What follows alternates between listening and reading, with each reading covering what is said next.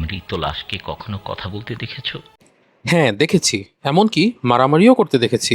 কি বিশ্বাস হচ্ছে না?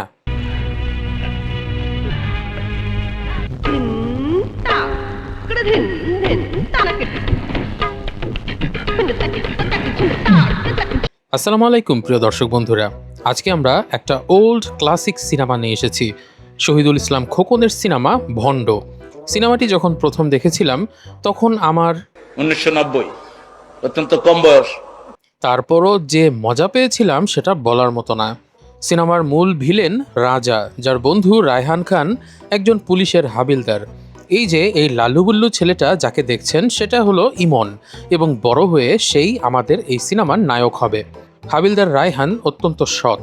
তার ভাই শহীদুলের ভাষায়, এই সীমান্ত অঞ্চলে এতদিন হাবিলদারি করেও এই তার বাড়ি ঘর, সব তার ইচ্ছা। তো এই সৎ অফিসারকে তার বন্ধু রাজা ট্রাক হাইজ্যাক করে স্মাগলিংয়ের মাল বিক্রির অফার দেয়। স্বভাবতই সেটা রায়হান সাহেব মানে না। পরে রাজা সত্যিই স্মাগলিংয়ের ট্রাক হাইজ্যাক করে বন্ধুর ভাই শহীদুলকে চাপা দিয়ে পালিয়ে যায়। জঙ্গলে পালানোর সময় এমন একটা ঘটনা ঘটে যেটা সিনেমা ছাড়া বাস্তব জগতে কখনোই সম্ভব না। রাজা জঙ্গলে তারই মতো হুবহু চেহারার এক লোককে বরযাত্রী নিয়ে বিয়ে করতে যেতে দেখে। এই লোকের নাম ছিল রাজীব চৌধুরী। বর জঙ্গলে টয়লেট করতে গেলে তাকে মেরে রাজা রাজীব চৌধুরীর পরিচয় নিয়ে বরযাত্রীর সাথে মিশে যায়। এবার বুঝলেন তো কেন মিনার দৈত্য জঙ্গলে পায়খানা করতে নিষেধ করেছিল। বন্ধু, এইদিকে স্যানিটারি পায়খানা ব্যবহার করো। এবার আমরা পরিচিত হব সেই ভণ্ড যুগলের সাথে, যাদের নামানুসারে এই সিনেমা তৈরি করা হয়েছে।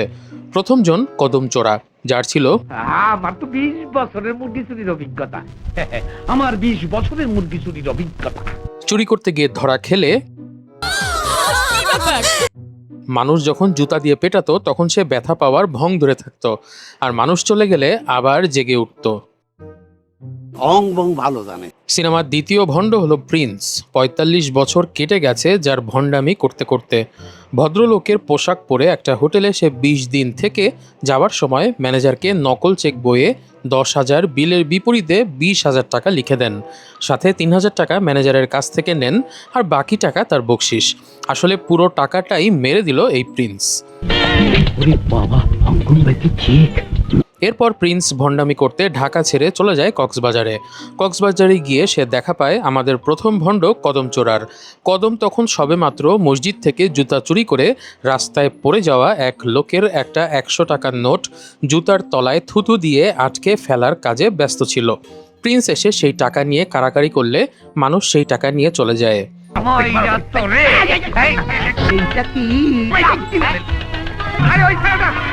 প্রিন্স বুঝতে পারে চোরের উপর বাটপারি না করে দুই ভাই মিলেমিশে ভণ্ডামি করাই তাদের জন্য কল্যাণকর হবে। এরপর কদম ইচ্ছে করে একটা গাড়ির সাথে ধাক্কা খায় এবং আহত হবার ভান করে টাকা চায়, কিন্তু তারা জানতো না যে সেই গাড়ির ড্রাইভার মহিলা একজন ডাক্তার ছিল। আমি একজন ডাক্তার। সে কদমের চিকিৎসা করানোর জন্য তাদের বাসায় নিয়ে যায়। তবে মহিলাটি বাসায় নিয়ে পায়ে বাড়ি দিয়ে পা সারাতে উদ্যত হলে কদম আলী ভয়ে পা সেরে গেছে বলে জীবন বাঁচায়। তবে এত সহজে তারা ছাড়া পায় না। মহিলাটি তাদের ভণ্ডামির স্বীকারোক্তি ক্যাসেটে রেকর্ড করে রাখে এবং তাদেরকে তার কথা মতো কাজ করতে বাধ্য করে। আসলে এই মহিলাটিও ডাক্তার ছিল না, তার নাম রোকসানা। তিনি শিল্পপতি রাজীব চৌধুরীর দ্বিতীয় স্ত্রী। রোকসানা ছিল বাল্য বিধবা। এক রাতে তার বাড়িতে রাজীব চৌধুরী গুলি খেয়ে আশ্রয় নিতে আসে। সকালে গ্রামের সুশীল সমাজ, যাদের শরীর ভর্তি চুলকানি, তারা রোকসানাকে জোর করে অপবাদ দিয়ে রাজীবের সাথে বিয়ে দিয়ে দেয়। মূলত এই রাজীব হলো সেই রাজা যে রাজীবকে মেরে তার জীবন ধারণ করছে। ঢেকি স্বর্গে গেলেও যেমন ধান ভাঙে, তেমনি রাজা রাজীব হয়ে যাবার পরও চোরাকারবারি ছাড়ে না। শিল্পপতির মুখোশে নিজের পরিবারের সাথে থাকে সে, আর রোকসানাকে রক্ষিতার মতো ব্যবহার করে, কারণ তোমার শরীরটা যে আমার দারুণ পছন্দ। রাজীব চৌধুরীর চোখের মণি হলো তার মেয়ে মৌ। রোকসানা দুই ভণ্ডকে দায়িত্ব দেয় এক হ্যান্ডসাম যুবককে ধরে আনার, যে প্রেমের ফাঁদে ফেলে মৌকে বিয়ে করে রাজীব চৌধুরীর সব সম্পত্তির দখল করে নিতে পারবে। সিনেমার নায়িকা তামান্না অর্থাৎ মৌ এর সৌন্দর্যের বিবরণ দেওয়া হয়েছে এমনভাবে যে সে যখন রাস্তায় ঘুরে বেড়ায় তখন বাংলার আপামর বেকার যুব সমাজ তার পিছে পিছে ঘুরে। মৌ স্লিপারে নেমে তবলার পাশে গিটার বাজিয়ে অথবা মাথায় তাল গাছের মতো চুল বেঁধে বাংলার আপামর বেকার যুব সমাজকে এন্টারটেইন করে। এজন্যই কবি বলেছিলেন, এক সময়ে বাংলাদেশের গরিব লোকদের মেয়েদেরকে ধরে এনে জমিদাররা জোর করে নাচাতো, আর এখন জমিদারদের মেয়েরা নাচে এবং গরিব মানুষেরা সেটা ফ্রি দেখে। তো যাই হোক, এই মেয়ের সাথে প্রেম করানোর জন্য ছেলে খুঁজতে থাকে দুই ভণ্ড। এখানে পরিচালক নিজেই ক্যামিও চরিত্রে একটা পাগল যুবকের অভিনয় করেন, যিনি কলা ভেবে মানুষের হাত কামড়ে দেন। দাঁড়ান, কলাটা খেয়ে নেই। কলা? এখানে কলা কোথায় আছে? এই যে এবার সিনেমার নায়ক রুবেল অর্থাৎ ইমনকে দেখতে পাই আমরা। পুলিশ অফিসারের সেই ছোট্ট ছেলেটি বড় হয়ে এখন পশু পাখির ডাক নকল করে মানুষকে আনন্দ দেয়, আর কোনো মেয়েকে গুন্ডারা ডিস্টার্ব করলে কুংফু কেরাতে মেরে তাদেরকে শায়েস্তা করে। ঘরের খেয়ে বনের মোষ তারা নয়, তার বাবা রায়হান সাহেব, যিনি এখন হাবিলদার থেকে ওসি হয়েছেন, তিনি ইমনকে বাড়ি থেকে বের করে দেন। বাড়ি থেকে বের হয়ে ইমন চাকরি খোঁজার বদলে মৌকে দেখে ক্রাশ খায়, তারপর আবারও মারামারি করে, যেন খাওয়া ঘুমানো আর মারামারি করা ছাড়া তার আর কোনো কাজ ছিল না। তাকে দেখে কদমচোরা আর প্রিন্স দুইজন ইমনকে নিয়ে যায় রোকসানার কাছে। প্রথমে রাজি না হলেও পরবর্তীতে রোকসানা ইমনকে ইমোশনাল ব্ল্যাকমেইল করা শুরু করলে ইমন মৌকে পটানোর কাজ করতে রাজি হয়। এই ভণ্ডামির চাকরিতেও আবার জয়নিং লেটার দেওয়া হয়। তোমার জয়নিং লেটার? মৌকে দেখে ইমনের মনে লাড্ডু ফুটলেও উপর দিয়ে সে খুবই গ্র্যাভিটি ভাব দেখাতে থাকে। সব ছেলেরা মৌয়ের পিছে ঘুরে আর সমুদ্র সৈকতে জগিং করার সময় ইমন ভাব নিয়ে থাকে। এটা দেখেই মৌ ইমনের প্রেমে পড়ে। তার বান্ধবীরা ইমনকে বাগে আনার জন্য মিথ্যে জন্মদিনের কথা বলে ইমনকে দাওয়াত করে, কিন্তু প্রিন্সের বুদ্ধিতে ইমনও সেদিন ভুয়া জন্মদিনের কথা বলে একই জায়গায় পার্টির আয়োজন করে। তারপর পাতানো গুন্ডা দিয়ে ঝামেলা করে মৌয়ের কেক চুরি করে কদমচোরা তাদের কাছে নিয়ে আসে। ফলে মৌ এবং ইমন দুজনই একই কেক কেটে নিজেদের ফেক জন্মদিন পালন করে। তারপর সবাই মিলে অনেকটা জোর করে নাচ গান করে তাদেরকে উৎসাহিত করে প্রেমে পড়ার জন্য। রাতে টেলিফোনের মাধ্যমে ইমন আর মৌ একে অপরের সাথে ভার্চুয়ালি মিলিত হয়। ভীষণ ইচ্ছে করছে, প্লিজ। পিনিক কন্ট্রোল করতে না পেরে পরদিন বিকেলে ঝাউবনে ডেটিংয়ে গিয়ে ইমন দেখে মৌ ঘুমিয়ে ঘুমিয়ে তাকে রসগোল্লার মতো গিলে খেয়ে ফেলার স্বপ্ন দেখছে। ওকে দেখলেই খেয়ে ফেলতে ইচ্ছে করে। এই অশ্লীল স্বপ্ন দেখার কারণে কিছু গুন্ডা আসে তাদের সাথে মারামারি করতে। ইমন তাদের সাথে মারামারি করে এবং কয়েকজনকে বাউন্ডারি পার করে দেয়। ইমনের মারামারি করার একটা স্টাইল ছিল, তার শত্রুরা অস্ত্র বের করলে ইমন ভয়ে অজ্ঞান হয়ে যাবার ভান করত, ফলে শত্রু অপ্রস্তুত হয়ে যেত, আর সেই সুযোগে ইমন অতর্কিতে শুরু করত তার ড্যান্সিং কুংফু।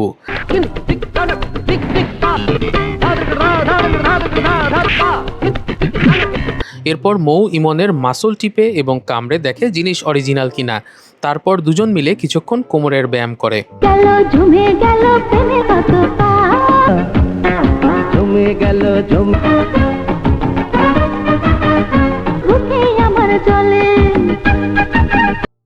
এদিকে ইমন যে গুন্ডাদের মেরেছিল তার দলনেতা ছিল কক্সবাজারের আরেক চোরাকারবারি ফরমান আলীর ছেলে কোবরা। ফরমান আলী রাজীব চৌধুরীকে মৌ আর ইমনের সম্পর্কে জানায় এবং তার ছেলে কোবরার সাথে মৌয়ের বিয়ের প্রস্তাব দেয়। পরদিন থেকে কোবরা মৌকে পটানোর জন্য তাদের বাড়িতে আসতে থাকে। মৌ কোবরাকে তার নামকরণের শানে নজুল জানতে চাইলে কোবরা তাকে জানায়, আমার যেদিন জন্ম সেদিন শিকারে গিয়ে ড্যাড একটা কোবরাকে গুলি করে মেরেছিলেন, হয়তো সেটাকে স্মরণীয় করে রাখার জন্য। তো কোবরা যতই চেষ্টা করুক, মধু কিন্তু চেটেপুটে খেয়ে ফেলছে সেই ইমন। তুমি আমার কাছে থাকলে মনে হয় তোমাকে কেটে কুটে খেয়ে ফেলি। এদিকে মৌ ইমনের ব্যাপারে তার বাবাকে জানালে রাজীব চৌধুরী ইমনের পরিবারকে নিজের বাসায় দাওয়াত দিয়ে সামান্য ওসির ছেলে শিল্পপতির মেয়ের সাথে প্রেম করার বিষয় নিয়ে অনেক তাচ্ছিল্য করে এবং রায়হানকে অপমান করে। ওসি রায়হান সাহেবও রাজীবকে চ্যালেঞ্জ দেয় সে তার রাজত্ব ধ্বংস না করে থামবে না। বাড়ি ফিরে বাবার কাছ থেকে রাজীব চৌধুরীর অতীত সম্পর্কে সব জানতে পারে ইমন। এদিকে মৌকে বাসায় ঘর বন্দি করে রাখে রাজীব চৌধুরী। এরই মধ্যে ইমন নারী কণ্ঠে ফোন করে বাড়ির সবাইকে ফাঁকি দিয়ে মৌকে বের করে আনে। হ্যালো হ্যালো, কে? খালাম্মা, মৌ আছে? তবে আনন্দে কিছুক্ষণ নাচানাচির পর রাজীব চৌধুরী তাদেরকে ধরে ফেলে। তবে ইমন জানায় কোবরার গুন্ডা বাহিনীকে সে চাইলেই খেয়ে দিতে পারে, কিন্তু হবু শ্বশুরকে মানসিক স্যাটিসফ্যাকশন দেওয়ার জন্য চুপচাপ মার খেয়ে যায়। এই বেকুবের মতে এটাই নাকি ভালোবাসার পরীক্ষা। আপনার লোক দিয়ে আপনার ছাল মেটান, আমি আমার ভালোবাসা পরীক্ষা দেব। আচ্ছা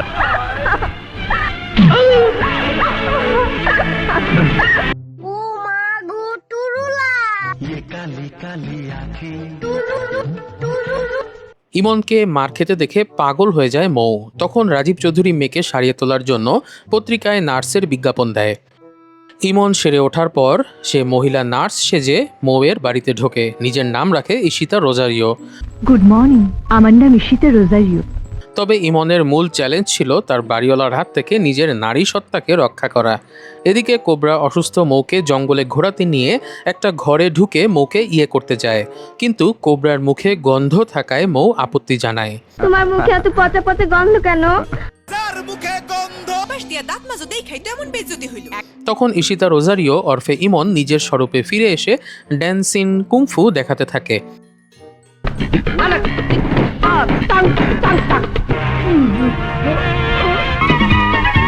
তারপর মৌয়ের সাথে আবারও কোমরের ব্যায়াম করে এবং শেষে ব্রক লেজনারের ফিনিশিং মুভ F5 মেরে মৌয়ের স্মৃতি ফিরিয়ে আনে।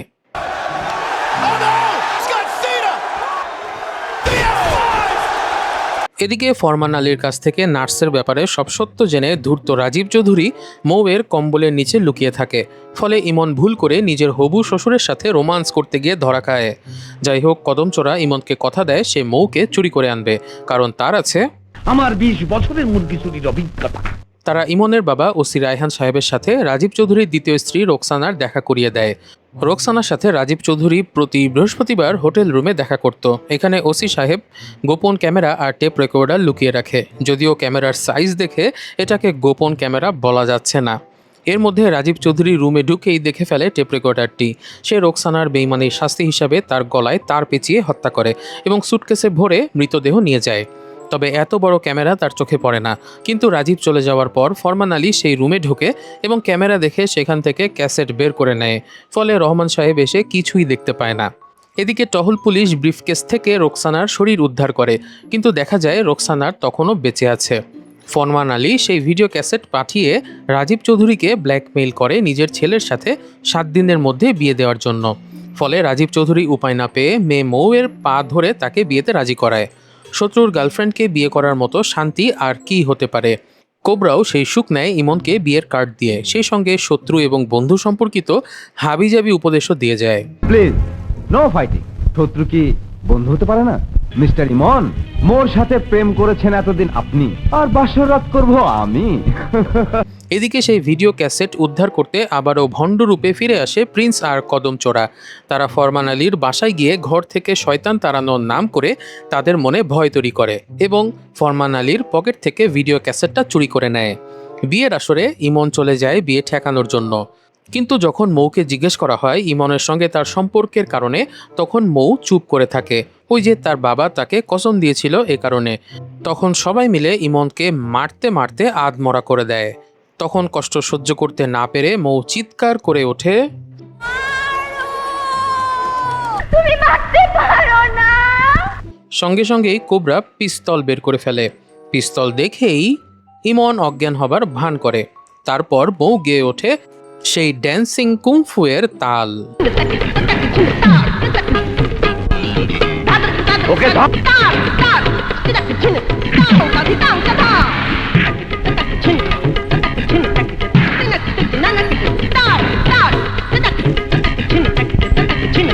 দেখেন ভাই কি পিনিক, আর এইটা তো পুরা ডিসকাউন্ট জ্যাকি চান।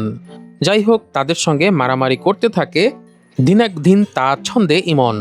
সেই সঙ্গে ঘড়ি পদ্ধতিতে ল্যাং মেরে শত্রুদের কুপাঘাত করে। সেই সঙ্গে কিছু কিছু ভিলেনকে অশ্লীল ভঙ্গিতে মারা অব্যাহত থাকে তার। শেষ মুহূর্তে ইমনের বাবা রহমান সাহেব ইউ আর আন্ডার অ্যারেস্ট বলে রুমে ঢুকে পড়ে। ফরমান আলীর কাছে থাকা ক্যাসেট চালিয়ে তখন রাজীব সাহেব অবাক হয়ে দেখতে পায় সেটার ভেতরে তার ছেলে আর মেয়ের নাচ গান। আসল ক্যাসেটটা ছিল পুলিশের হাতে। সেখানে রোকসানার কাছে সব কুকীর্তি স্বীকার করার কথা ছিল রাজীব চৌধুরীর। ফলে পুলিশের হাতে ধরা দেওয়া ছাড়া তার আর কিছুই করার থাকে না। মৌ ইমনকে পেল ঠিকই, কিন্তু সেই সঙ্গে তার বাবাকে হারালো আর পুলিশকে দিল thank you. Thank you uncle. তবে রাজীব চৌধুরী এত সহজে হার মানে না। সে রায়হানের কাছ থেকে দ্রুত পিস্তলটা নিয়ে রেগে গিয়ে বলে সে 3টা খুন করেছে, 3টা খুন করলেও যা শাস্তি, 4টা খুন করলেও সেই একই শাস্তি।